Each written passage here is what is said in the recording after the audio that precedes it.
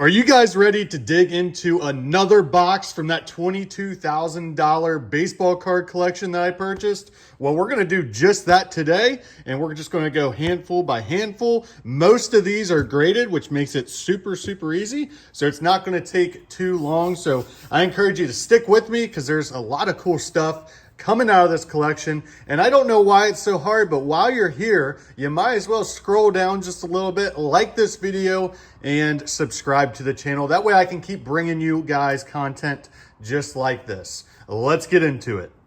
All right, first handful, we're coming out strong. We've got a Denny McLain PSA 10, and that's a 1971 Dell Team Stamps. And then we've got Joe Morgan and PSA 10. And unfortunately, I didn't put these in any sort of order for this video, so it might be a little bit random, just a heads up. We've got an 86 Barry Larkin rookie card, I do believe, in PSA 10. And then we've got, I know we have a few of these Pete Rose Deckled Edge cards, and I think they're all going to be PSA 6.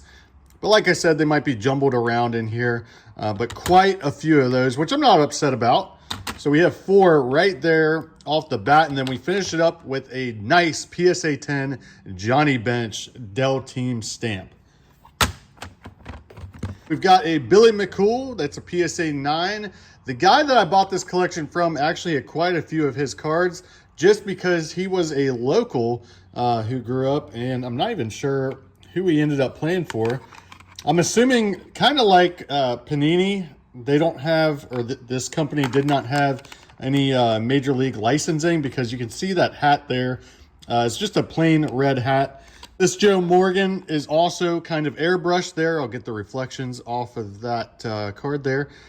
So you can see definitely that I don't believe that MLB Photo Stamps had any licensing even at the time. So it's kind of funny to think about that we were worried about licensing and all that good stuff even back then. Next up, we have a 75 SSPC Reggie Jackson PSA 10. Very nice card there.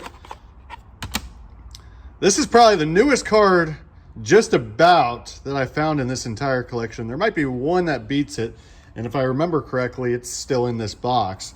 We have a Tom Glavine rookie card, PSA 9. Let me move this stack around here a little bit. There's Tommy John, PSA 8. That's a 71. Again, a PSA 8. If you haven't seen my other videos, a PSA 8 for the 71 set is honestly probably like a 9, just because how difficult it is to find these cards in good condition. And a lot of the cards, it's important for me to note right now, a lot of these cards can be found in my eBay store. Once I get to posting these, we have a whole bunch of other cards. But if you just look up slide loaders, there should be a little bit of an area where you can look up members of eBay. That is my username on there. So if you see any cards in my videos, chances are they're going to end up on my eBay page there. We have a Nolan Ryan 75 SSPC PSA 9. There's another 71 as a 9. Then we've got some 68 type stuff. There's a, well, I think it was the Atlanta Braves still then. Yep, Atlanta Braves. And then we've got a checklist here in a 7. Brooks Robinson, PSA 10, 71 Dell Team Stamp. Let me reorganize my piles here. It's kind of hard when you're just kind of flying by and trying to make a video and trying to, you know, not bore you guys with it, but we've got some interesting stuff coming up. We've got a 71 as a 7. There's a 68 in an 8. Another 8. There is a PSA 7 there. Checklist 7.5. Looks like the PSA noted orange helmet, so I'm not sure if that was a variation card or what the deal was with that. There's Al Kaline as a PSA 10. And we'll keep chugging away here. So lots and lots of 71s coming out of this box here. And there's our first 6, excluding those other Pete Rose Deckled Edge cards. There's another 6. And we start getting into the interesting stuff. So 71 cards are already difficult to find in good condition. But then you run across 71 OPC and you just start scratching your head because you can't really find anything high graded for the 71 OPCs on eBay currently. I've looked under completed listings and I've looked under active listings, and there's not many comps to go off of. I mean, you have a 71 OPC as a 9. It is already very difficult to pull a 9 out of the 71 set as is. But then on top of it, you make it an OPC and it just becomes even more special than that. So there's the back. So we did not have that back here. I'll show you a comparison here. So here's another 71 tops. This is the American version. And this is what our backs look like on the bottom. And then the OPC set had the yellow backs with the player picture right in the middle of the card. So that's actually a really nice comparison there. And yeah, just really, really cool stuff. So I'm going to put that one on eBay for bids and just see what it ends up going for. You never know. I mean, if somebody collects that set, I guarantee you they probably do not have it in a 9. So then we've got just a regular 71 there. And I'm going to move that stack over here a little bit if I don't drop everything first, and grab another handful. Again, another OPC, and that's an 8, Lou Piniella. And there's another OPC as an 8. I mean, this is just incredible. I don't know if you guys nerd out about this stuff like I do, but it's insane to me that these even exist. So then we've got another 8 OPC. There is a Pete Rose Sports Flicks PSA 10. Bo Jackson rookie. Let me see if I can get that to reflect on camera there. So those are kind of neat cards.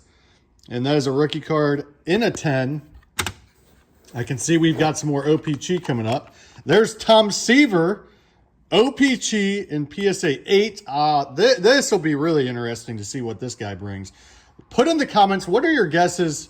What should I expect out of these OPC cards? That would be interesting to hear what everybody thinks. They're just really, really clean cards. And then to follow it up, we have a Steve Carlton OPC as PSA 7. And Johnny Bench OPC with Tony Perez and Billy Williams from the Cubs, PSA 7. Then we're jumping back. Here's a Pete Rose PSA 10. That is 1973 Kellogg's. So that's a little bit of an oddball type card, but still cool, especially in a 10. Another Rose in a 10. OPC a 7. I'm running out of room here. Let's see. Dave Concepcion. And let's see. I'm going to run through kind of the plain stuff there. But as you can see, good grades.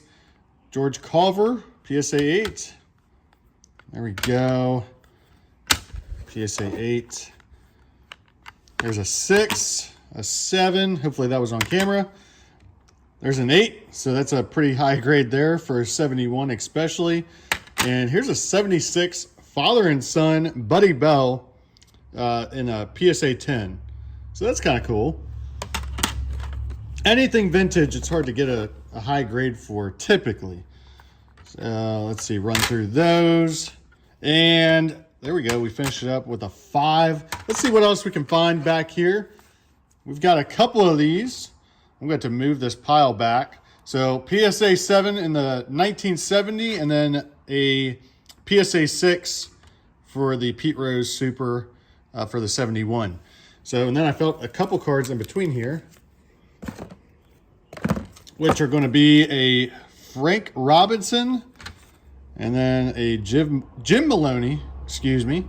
I think these were 1964, if I'm not mistaken. Let me move some of these out of the way, and then we'll grab another handful here. There we go. There's a repeat. So we took care of those right off the bat. Stack those up, what we have here. This is a pretty interesting card. I've never seen anything like this before. So obviously Pete Rose, and it's a 1982 Mizuno advisory staff photo, graded an 8.5. Never seen one before. These are fun. This actually, if you've seen my other videos, I had a Pete Rose version of this and got rid of it. But this is PSA 7. These are really hard to come by. And honestly, I don't know. This card will probably sell between 50, 100, maybe 150 bucks, just depending on who's looking at it. So those are kind of all over. Here's that newer card I was telling you about. We'll get there in a minute. There's a Barry Larkin rookie. Pete Rose, Johnny Bench. That's a great looking Johnny Bench card there. And then a Mike Leake autographed first Bowman card there. So little out of place in this collection. I guess it makes sense because he's a Cincinnati Red, and we've been finding all kinds of stuff like that out of this collection. So here's a 71 Dell Team Stamps, and this is, I guess, somewhat uncut. So this is just a strip, and I think there would have been 4 or 5 rows of these, but this is a strip, and it graded out as a 10. And obviously, it features Frank Robinson down here on the end. So that's kind of a neat card. That's a really large slab there. We'll compare that real quick to, there's that super, and then we'll just grab a regular size card here. So you can see just how big that slab is, which is kind of interesting. It's definitely a focal point if you have it on display. Good talking point. Now this is cool. This is a original ticket from the 1939 World Series, and it's uncut. So super cool. That is from Game 3. So I'll have to look up and see if anything notable happened in that game. But really nice collectible there. Here we go. This is probably the earliest card I've got here, maybe. So this is a cigar folder. I think it's pronounced Hassan. But yeah, really nice display item. And those ends here fold in on the card itself. Nice graphics. We've got a 1940 SGC and a 3. This is a interesting card here. It's an 84 Fleer when they were playing for the Phillies, but it says Reds reunited. Perez, Rose, and Morgan, and they all autographed it. So pretty neat there. We've got a Rose and then a Barry Larkin. There's another deckled edge Pete Rose. We'll take care of these cards here. So we've got, that's the last graded card I had to show you.